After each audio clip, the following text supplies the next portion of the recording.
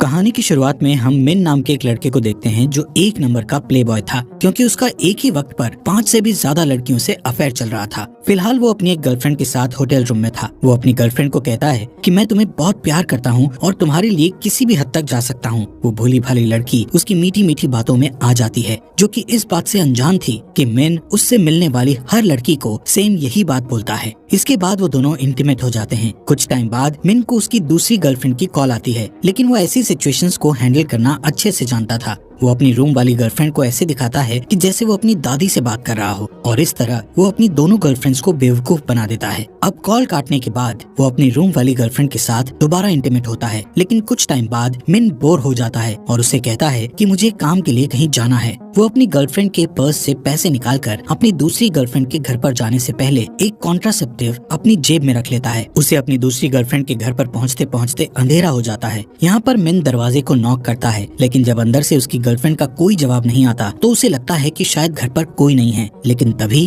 दरवाजा अपने आप खुल जाता है। मिन को ये देखकर थोड़ा डर लगता है, लेकिन वो अपनी लस्ट के चलते रिस्क लेकर घर के अंदर चला जाता है। इसके बाद उसकी गर्लफ्रेंड एक सिडक्टिव ड्रेस पहनकर उसके सामने आती है। ये देखकर वो और भी ज्यादा एक्साइटेड हो जाता है। उसे लगता है कि उसकी गर्लफ्रेंड उसके लिए कोई एडल्ट परफॉर्मेंस करने वाली है, लेकिन जैसे ही उसकी गर्लफ्रेंड को मौका मिलता है, वो मिन पर एक बेसबॉल बैट से हमला करके उसको बेहोश कर देती है। इसके बाद जब मिन को होश आता है तो वो खुद को एक डेजर्ट में पाता है, जहाँ पर सिर्फ अंडरवेयर को छोड़कर उसके सारे कपड़े उतार लिए गए थे। कंफ्यूज्ड हालत में वो अंडरवेयर की पॉकेट में हाथ डालकर अपने फोन को ढूंढता है, लेकिन उसकी पॉकेट में एक इंट्रासेप्टिव और एक फोटो थी जिसमें उसकी चारों गर्लफ्रेंड्स एक साथ थी। यहाँ पर हमें पता चलता है कि उसकी चारों गर्लफ्रेंड्स एक दूसरे को जानती थी और कुछ दिन पहले वो सब लंच के लिए एक रेस्टोरेंट में एक दूसरे को अपनी कुछ महीने से चल रही रिलेशनशिप के बारे में सरप्राइज देने के लिए मिली थी। वो सभी गर्ल्स अपने बॉयफ्रेंड को अपने सपनों का राजकुमार समझ रही थी, लेकिन फोटो में देखने पर उनको पता चलता है कि वो सभी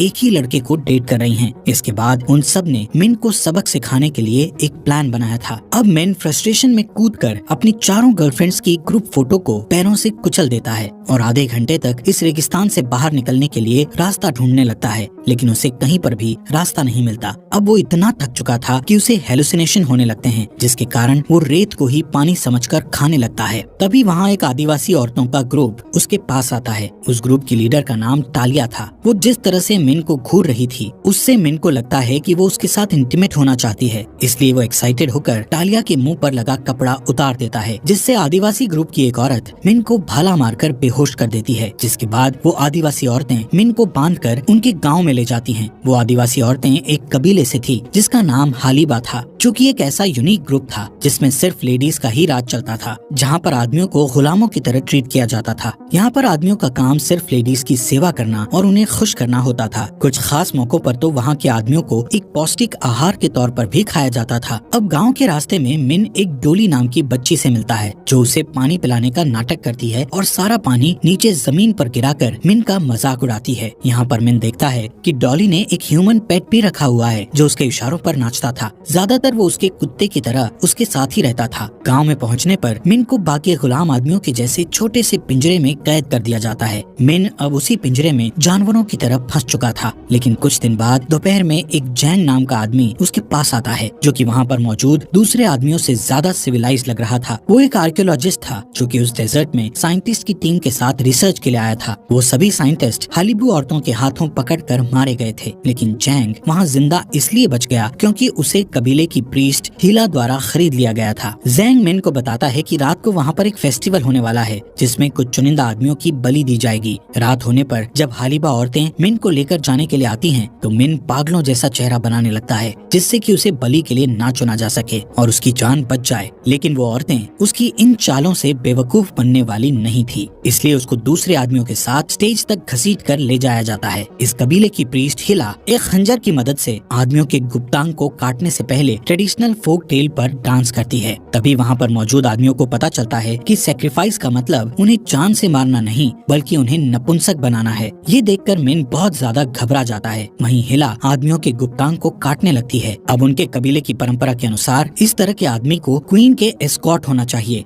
मिन इसी वजह से बच जाता है। रात को उसे क्वीन को खुश करने के लिए कहा जाता है, जिसके लिए उसे जबरदस्ती टालिया के रूम में भेज दिया गया था। मिन टालिया के इंटीमेट कलेक्शन में से अपनी पसंद का एक एडल्ट टॉय चूज कर सकता था। अब इतने दिनों तक कई सारी मुश्किलें सहने के बाद मिन पहली बार किसी काम के लिए एक्साइटेड हुआ था, लेकिन उसकी यही एक्साइटमेंट ज्यादा देर तक नहीं टिकती, क्योंकि वो एडल्ट टॉय टालिया के लिए नहीं बल्कि मिन के लिए ही थे। अगले दिन मिन मुश्किल से चल पा रहा था। उसकी रोमांस वाली रात वैसी नहीं थी जैसी उसने सोची थी। ज़ेंग को उसे देखकर हमदर्दी होती है। वो मिन को अपनी मालकिन हिला के पास उसका फ्यूचर देखने के लिए ले जाता है। जब हिला उसका फ्यूचर देखती है तो वो उसे बताती है कि अगर तुम 3 महीने के अंदर टालिया को प्रेग्नेंट नहीं कर सके तो तुम्हें सजा दी जाएगी, लेकिन अगर तुम टालिया को प्रेग्नेंट करने में सक्सेसफुल हो गए और अगर टालिया एक बच्चे को जन्म दे देती है तो तुम्हें जान से मार दिया जाएगा। अब यहाँ पर मिन के पास ऐसा कोई भी रास्ता नहीं था जिससे कि वो अपनी नॉर्मल जिंदगी वापस जी सके। उसी दिन उसे पता चलता है कि वहाँ पर आदमियों का मामूली सब्जियों तक के लिए सौदा कर दिया जाता है। आदमी उन निर्दयी औरतों के लिए सिर्फ एक ऑब्जेक्ट है। वैसे तो वहाँ पर मौजूद औरतें एक हेल्दी आदमी के लिए किसी का खून भी कर सकती थी, लेकिन आदमी के मिल जाने पर वो उसे बहुत बुरी तरह से ट्रीट करती। वहाँ पर आदमियों को ब्रेकफास्ट में पिछले दिन का बचा हुआ खाना दिया जाता था।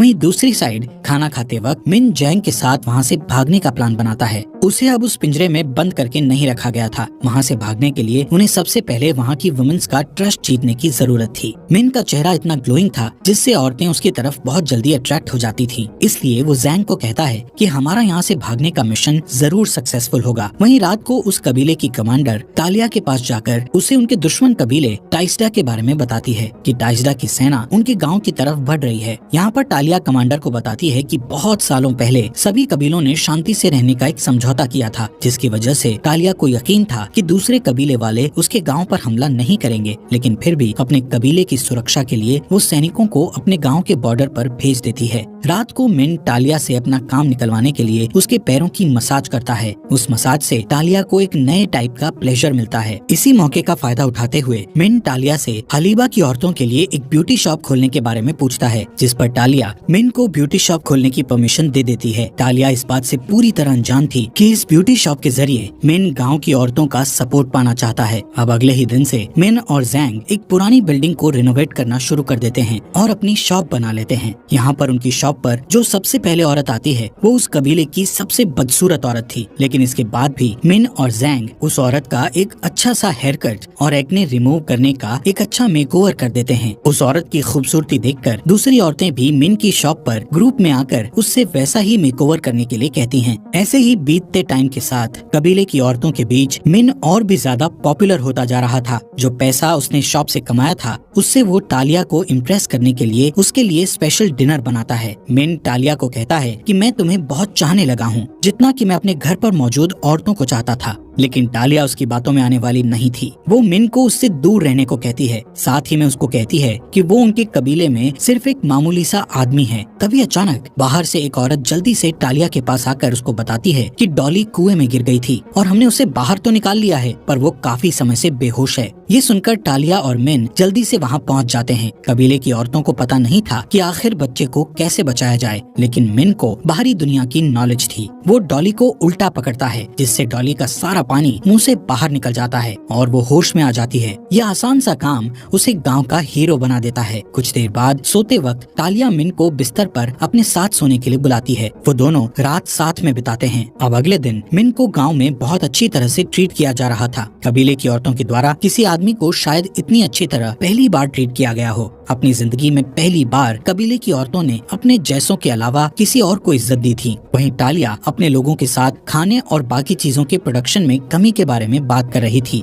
वहाँ पर मौजूद कुछ औरतें टालिया से कहती है कि मिन की ब्यूटी शॉप औरतों को काम करने से डिस्ट्रैक्ट कर रही है। लेकिन तभी कमांडर वहाँ आकर टालिया को बताती है कि टाइस्डा की सेना उनके गांव पर हमला करने के लिए बहुत नजदीक आ गई है। इसके बाद कमांडर और बाकी सैनिक जल्दी से बॉर्डर की तरफ टाइस्डा की सेना को रोकने के लिए निकल पड़ते हैं। वहीं रात को दूसरी तरफ टाइस्डा का क्रूअल लीडर अपने ही लोगों के बीच डेथ फाइट करवा रहा था, जबकि लड़ रहे दोनों फाइटर्स एक दूसरे को नहीं मारना चाहते थे, लेकिन फिर भी वो उन्हें एक दूसरे को मारने के लिए कहता है। वहीं गांव में डॉली जिस कुएं में गिर गई थी उसमें टाइस्डा का भेजा हुआ एक जासूस जहर डाल देता है। तभी जैंग और मिन कुएं के पास आकर प्लान बनाते हैं कि कल जब दोनों कबीले आपस में लड़ रहे होंगे तभी हम यहाँ से भाग जाएंगे। नेक्स्ट डे टालिया अपने सोल्जर्स और मिन के साथ बॉर्डर पर जा रही होती है, लेकिन रास्ते में अचानक टाइजदा की सेना पहाड़ी के ऊपर से उन पर हमला कर देती है, जिससे टालिया के बहुत सारे सोल्जर्स मारे गए थे और बाकी के वहाँ से वापस गांव की तरफ भाग गए थे। किसी तरह मिन और टालिया वहाँ से भागकर एक पहाड़ी के नीचे छुप जाते हैं।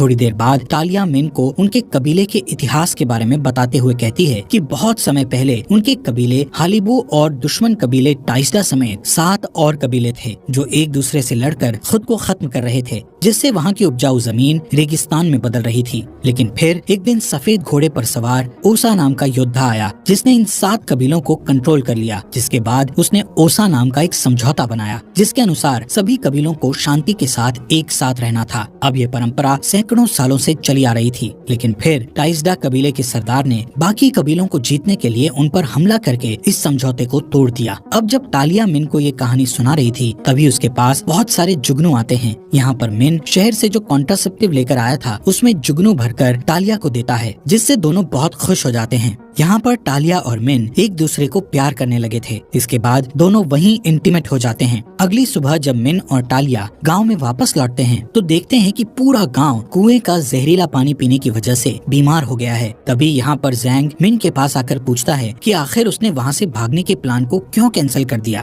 जिससे टालिया को पता चल जाता है कि मिन उनके साथ गद्दारी करने का प्लान बना रहा था। लेकिन अब टालिया के दिल में मिन के लिए कुछ और ही फीलिंग्स थी, इसलिए वो उसे मारने के बजाय उनको आजाद करके वहाँ से जाने के लिए कहती है। गांव से निकाले जाने के कुछ देर बाद जैंग और मिन अपने घर लौट ही रहे थे कि तभी मिन को एहसास होता है और वो जैंग को कहता है कि जब उनके कबीले को उनकी जरूरत है तो वो वहाँ से दूर भागकर उनको धोखा दे रहे हैं। वो जैंग को कहता है कि मैं वापस कबीले में जा रहा हूँ। मिन के इस फैसले पर जैंग उसे मूर्ख कहता है, लेकिन मिन वापस कबीले में जाने का मन बना चुका था और वापस गाँव की तरफ भागने लगता है। उधर टाइजदा कबीले की सेना हालिबू कबीले पर हमला कर देती है और वो उन सभी औरतों को गुलाम बनाने लगते हैं। हालिबू कबीले की औरतें भी अपनी पूरी ताकत के साथ लड़ने की कोशिश कर रही थी, लेकिन वो उनसे ज्यादा ताकतवर नहीं थी। अब यहाँ पर हालिबू कबीले की औरतें हार मानने ही वाली होती हैं कि तभी सफेद घोड़े पर सवार मिन वहाँ पहुँच जाता है, जैसे कि कुछ साल पहले वहाँ पर ओसा ने किया था। वो टाइजदा के लीडर को एक लड़ाई के लिए चैलेंज करता है। अब सवाल उसकी इज्जत का था, इसलिए टाइजदा का लीडर चैलेंज एक्सेप्ट कर लेता है और मिन से लड़ने लगता है। शुरुआत में तो वो मिन को काफी बुरी तरह से पीट रहा था, लेकिन फिर मिन अपनी पूरी ताकत से उससे लड़ने लगता है और अंत में उसे मार डालता है। अब टाइजदा के लीडर के हारने पर टाइजदा के सोल्जर्स अपने घर वापस जाने लगते हैं। वहीं ये हालिबू कबीले की पहली जीत थी। अब कुछ महीने बाद हालिबू की औरतों को उनकी क्वीन टालिया की खबर मिलती है कि वो प्रेग्नेंट है और उसके पेट में मिन का बच्चा है। अब जैसा कि मूवी की स्टार्टिंग में हिला ने मिन को बताया था कि अगर टालिया उससे प्रेग्नेंट हो गई तब भी उसको सजा दी जाएगी। अब प्रेजेंट में मिन एक स्टेज पर उनकी कबीले की क्वीन को प्रेग्नेंट करने के जुर्म में सेक्रीफाइस के लिए खड़ा